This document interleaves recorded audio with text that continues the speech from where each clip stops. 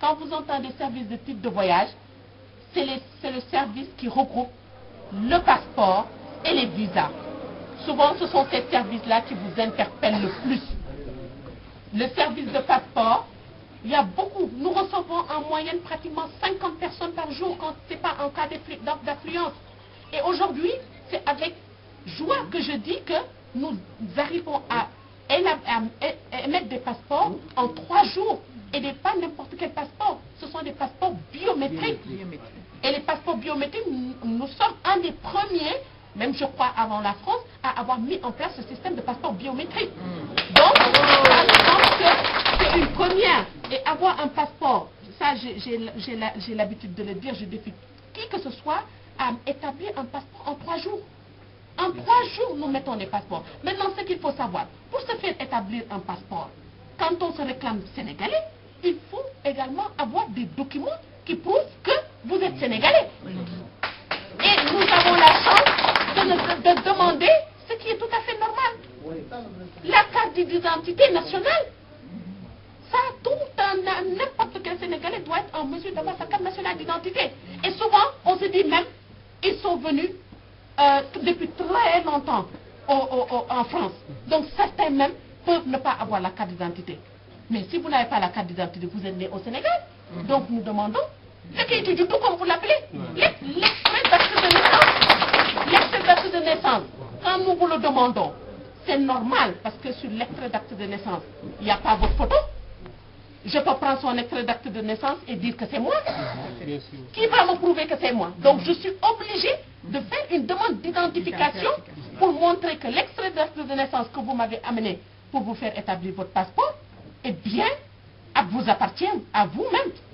C'est ce qui fait que souvent, quand vous venez nous demander le passeport et que vous n'avez pas la carte nationale d'identité, ça met du temps. Parce qu'en ce moment-là, c'est vous qui n'avez pas les papiers qu'il faut. Donc nous sommes obligés de prendre l'extrait d'acte de naissance, de l'envoyer au ministère de l'Intérieur, qui fait une demande d'identification nationale pour nous dire, ah, ce monsieur-là, nous l'avons identifié sous ce numéro. Et vous voyez, si c'est un garçon, on met 1, et on met votre date de naissance, on met votre numéro de registre, et après eux, ils ont des codes qu'ils mettent pour vous identifier. Et ça, c'est fondamental. Quand un citoyen n'a pas ça, c'est que ce citoyen n'est pas dans le fichier national. Donc il est important que même ceux qui n'ont pas besoin de passeport, aujourd'hui, qui n'ont pas leur carte d'identité, viennent faire cette demande d'identification nationale pour qu'on puisse les répertorier dans le fichier. Donc ça, c'est d'abord dans un premier temps. Donc pour avoir un passeport, nous avons un service de titre de voyage qui concerne le service de passeport. On établit les passeports en 3 jours et pour avoir le passeport, il faut la carte nationale d'identité et l'extrait de naissance. Si vous n'avez pas la carte nationale d'identité, nous demandons le passeport CEDEAO. Ça veut dire que c'est le passeport vert. Ce passeport vert a déjà votre demande d'identification nationale et l'extrait de naissance, je précise encore, datant moins de 3 mois. Parce que au-delà de 3 mois, beaucoup de choses peuvent se passer. Donc, il faut qu'on mette à jour également les papiers. Ça concerne le service passeport. Si vous avez des questions, je reviendrai là-dessus. Nous avons également le service visa.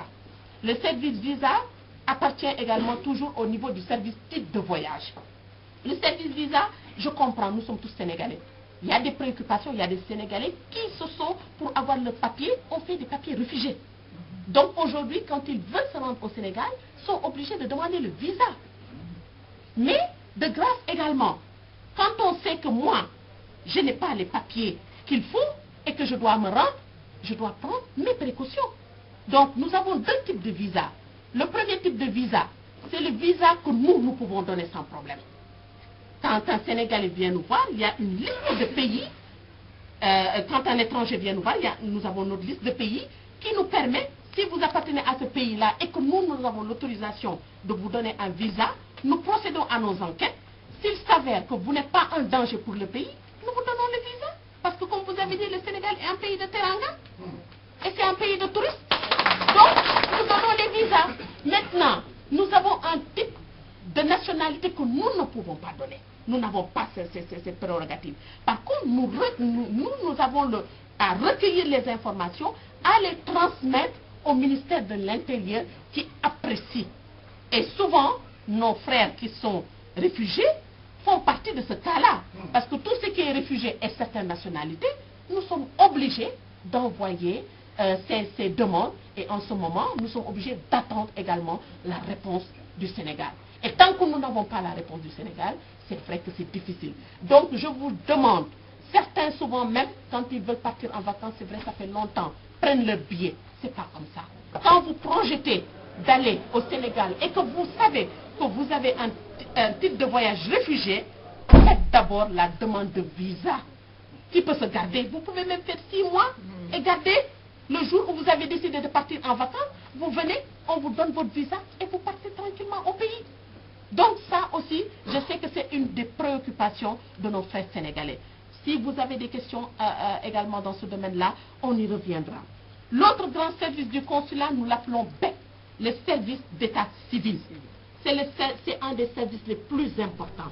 Ce service d'état civil concerne dans un premier temps nos enfants qui sont nés ici. Parce que comme j'ai l'habitude de le dire, l'immigration en France, ce n'est pas pareil que l'immigration italienne. Ce n'est pas pareil que l'immigration espagnole. Ce n'est pas pareil que l'immigration aux États-Unis et dans d'autres pays. Parce que quand nos grands-pères ont commencé à venir en France, c'était il y a très longtemps, voire même certains depuis 60, voire même bientôt depuis un siècle. Donc ces gens-là ont les enfants et eux qui ont des enfants.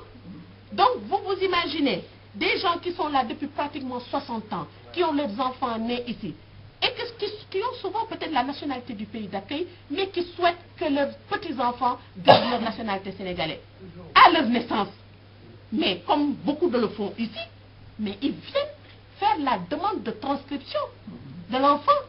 Et ça, c'est fondamental. Parce que quand vous ne le faites pas, l'enfant n'est pas sénégalais. L'enfant n'est pas sénégalais.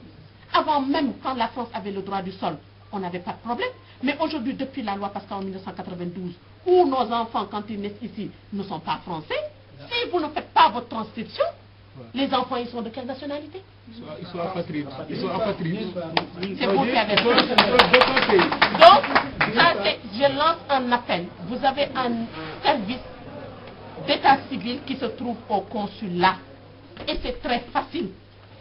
Il faut votre pièce d'identité sénégalaise, que ce soit votre carte nationale d'identité, votre passeport, le livret de famille et 2 copies intégrales de l'enfant qui est né ici.